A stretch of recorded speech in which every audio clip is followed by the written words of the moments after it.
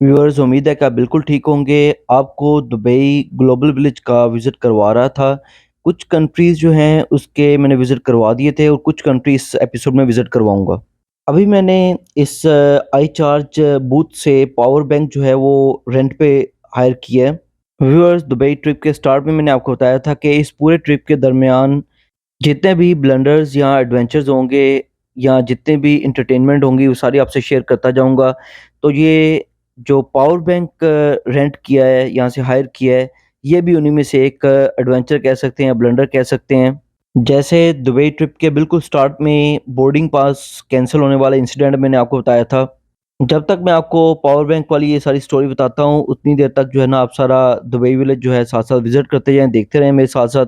Video वगैरह shoot करने के दौरान जो है बैटरी बिल्कुल डेड हो गई थी, तो अभी तो आधे से ज़्यादा जो है ना मेरा ये विज़िट बाकी रहता था दुबई विलेज का। मुझे किसी ने इन्फॉर्म किया था कि यहाँ से पावर बैंक इस तरह रेंट की बेसिस पे मिल जाते हैं, तो उस वजह से मैंने फिर यहाँ से पावर बैंक हायर किया। इस पावर बैंक के जो चार्जेज़ होते हैं वो तकरीबन पर डे के 1 से लेके 2 दिरहम तक तकरीबन होते हैं।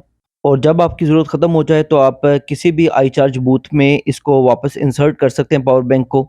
और अगर आप पावर बैंक को रिटर्न नहीं करेंगे इसके बूथ में तो आफ्टर 2 मंथ जो है वो आपके अकाउंट से डिडक्शन हो जाएगी 120 दिरहम की। जब आप iCharge बूथ से पावर बैंक रेंट पे लेते हैं उस वक़्त वो अकाउंट की डिटेल सारी आपसे ले लेता है। तो उसके बाद जब उसने डिडक्शन करनी होती है फिर आपसे कोई भी रिक्वायरमेंट नहीं होती, कोई मैसेज वगैरह नहीं आता, डायरेक्ट जो है आपके अकाउंट से डिडक्शन हो जाती है। पावर बैंक बहुत अच्छा नहीं लेकिन इतना था कि काम चल गया, उसको मैंने मोबाइल के साथ अटैच करके मोबाइल इतना चार्ज हो गया कि मेरी रिमेनिंग जितनी वीडियो मैंने बनानी थी वो वीडियो मैंने बना ली। लेकिन ग्लोबल विलेज से निकलने से पहले मुझे इसको रिटर्न कर देना चाहिए था, इसके बूथ में इंसर्ट कर देना चाहिए था, लेकिन वो मैं इसलिए ना कर सका कि मेरे ज़हन में था कि मैं दुबई में विज़िट के दौरान किसी भी जगह पे इसके दूसरे बूथ में इसको वापस कर दूँगा। पावर बैंक की पूरी स्टोरी अभी मैं आगे चल के बताता हूँ। अभी मैं मोरक्को जो है उसके रेप्लिका में एंटर हुआ हूँ। यहाँ इनके एक शादी के फंक्शन की तैयारियाँ हो रही हैं। अब हो सकता है कि पूरा ये एक स्टेज किया हो, प्लान किया हो, लेकिन ज़ाहिरी तौर पे देखने में ऐसा लग रहा था कि शायद रियल शादी हो रही है और हर रोज़ जो है कोई ना कोई शादी का इवेंट जो यहाँ पे वो परफ़ॉर्म करते होंगे। यहाँ ब्राइडल और ग्रूम दोनों बिल्कुल तैयार होकर आए हुए हैं। उसके अलावा उनके रिलेटिव्स हैं, उनके फ्रेंड्स हैं, उनके दोस्त हैं और जितने आप देख सकते हैं सराउंडिंग में सारे कैमरामैन्स वगैरह आए हुए हैं और हर कोई जो है उनकी वीडियो और पिक्चर बना रहा है और जो इवेंट करवा रहे हैं उनके अपने भी स्पेसिफिक कैमरामैन्स हैं। तो ऐसा मुझे लग रहा था कहीं शायद ये बिल्कुल रियल ना हो रही हो, लेकिन मुझे कन्फर्म नहीं हो सका किसी से भी कि ये रियल हो रही है या अपने सारे जो जितने भी ये रस्म-रिवाज हैं सिर्फ़ उनको वो रिप्रेज़ेंट कर रहे हैं। जैसे हर रीजन और कंट्री का एक स्पेसिफिक ड्रेस है, तो इनके ये ड्रेस भी आपको नज़र आ रहे होंगे कि इन्होंने ये येलो कलर का जो पूरा ऊपर कवर पहना हुआ है और सर पे जो कैप ली हुई है रेड कलर की, ये इनका बड़ा स्पेसिफिक ड्रेस है। और इसी तरह से इनके ग्रूम और ब्राइडल जो है उनके भी बड़े स्पेसिफिक ड्रेसेस हैं, उनको लेकर आने का तरीका ये सारा देखें। मतलब इन्होंने अपनी शादी पे जो-जो भी इनके रस्म-रिवाज होते होंगे, इन्होंने फर्स्ट से लेके एंड तक तकरीबन सारे के सारे यहाँ पे रिप्रेज़ेंट किए हैं। मैंने तो बस थोड़े से शॉर्ट से दरमियान से लिए हैं, आपको दिखाए हैं, लेकिन काफ़ी देर तक जो है इनके ये पूरा प्रोसेस चलता रहा है, तो इसलिए मुझे कन्फर्म नहीं हो सका किसी से कि ये वाक़ई रियल इवेंट हो रहा है इन्होंने या फिर वैसे ही सिर्फ़ स्टेज किया हुआ है एक ड्रामा। अगर इन्होंने ड्रामा भी स्टेज किया हुआ था, तो इतने बेहतर तौर पे परफ़ॉर्म कर रहे थे कि हर चीज़ बिल्कुल रियल लग रही थी, जिसकी वजह से पीछे मैंने आपको थोड़ी सराउंडिंग भी चेक करवाई है कि बहुत रश था। इनके अपने लोगों के अलावा जो विज़िटर्स हैं यहाँ पे, वो भी बहुत ज़्यादा बड़ी तादाद में इकट्ठे हुए हुए थे, वो पूरे इवेंट को बड़ा एन्जॉय कर रहे थे। इनके ड्रेसेस को भी और इनके शादी के जो इवेंट्स हैं, उनको भी। यहाँ पे जिस भी कंट्री के रेप्लिका में या कंट्री में मैं गया हूँ, उस कंट्री में जो कुछ भी था, खाने से रिलेटेड था, इवेंट से रिलेटेड था या इसके अलावा जो कुछ भी था, उन सब में कॉमन पॉइंट ये था कि हर कोई यही चाहता था कि अपना जो कल्चर है, उसको हम रिप्रेज़ेंट करें और बाकी सारी दुनिया जो है, बाकी सारे विज़िटर्स हैं, हमारे कंट्री के कल्चर से वाकिफ़ हो जाएँ। यहाँ जिन-जिन कंट्रीज़ में मैं जा रहा हूँ, जिन-जिन कंट्रीज़ के रेप्लिका में जा रहा हूँ, तो अक्सर कंट्रीज़ में आपको 2 बार नाम दिखाई दे रहे होंगे। एक बार उनका नेम अरेबिक में दिखाई दे रहा होगा और दूसरी बार आपको उनका नेम इंग्लिश में दिखाई दे रहा होगा। असल में जितने भी यहाँ पे कंट्रीज़ हैं या रेप्लिका हैं, उनके 2 गेट बने हुए हैं। तो एक गेट पे वहाँ पे अरेबिक में नेम लिखा हुआ है उस कंट्री का और दूसरे गेट में जो है वो इंग्लिश में लिखा हुआ है। तो इसलिए एक गेट से मैं एंटर होता हूँ तो भी दिखा देता हूँ, दूसरे गेट से जब मैं एग्ज़िट करता हूँ तो भी आपको नेम दिखा देता हूँ। हर कंट्री के रेप्लिका में उनके कल्चर से रिलेटेड, उनके ड्रेसेस से रिलेटेड और उनके जो खाने-पीने से रिलेटेड स्पेशल डिशेज़ हैं, वो सारी आपको मिल जाएँगी।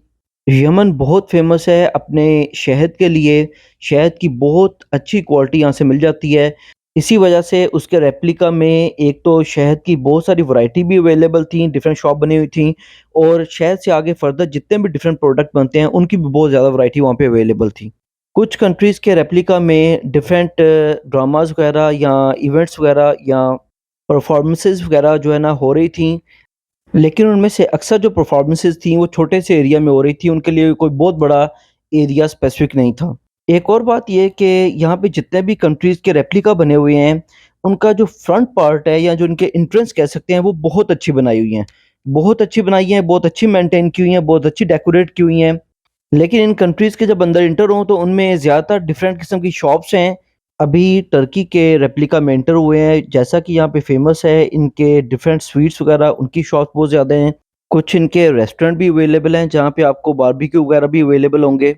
टर्की में एक और बड़ी स्पेशलिटी है, वहाँ पे जो आइसक्रीम इनकी स्पेशलिटी है, काफ़ी हार्ड आइसक्रीम होती है और वो बड़े ट्रिक भी यूज़ करते हैं जब भी उनसे परचेज़ करने की कोशिश की जाती है। वो डिफरेंट जगह पे आपने उनकी वीडियो देखी होंगी, मुझे भी उनकी यहाँ पे आइसक्रीम शॉप नज़र आ गई है, तो आपको वहाँ पे लेकर चलता हूँ और आप भी सारा सीन एन्जॉय करें, जो कुछ भी वहाँ पे होगा आइसक्रीम को परचेज़ करने के दौरान। मुझे देखते ही उन्होंने खुद भी मुझे कॉल किया अपनी तरफ, शायद उन्हें खुद भी पता चल गया कि मैं इंटरेस्टेड हूँ। आप लोग मेरे साथ सारा सीन एन्जॉय करें। अच्छा, अभी तक मैंने जितनी भी वीडियोज़ देखी हुई हैं डिफरेंट लोगों की इस तरह से आइसक्रीम परचेज़ करते हुए और इस ट्रिक को एन्जॉय करते हुए, तो देखने में ऐसा लगता था कि शायद ये कैच कर सकते हैं, पकड़ सकते हैं आइसक्रीम को और थोड़ा-सा लेज़ी हैं, शायद इस वजह से नहीं पकड़ सकते या पकड़ नहीं रहे।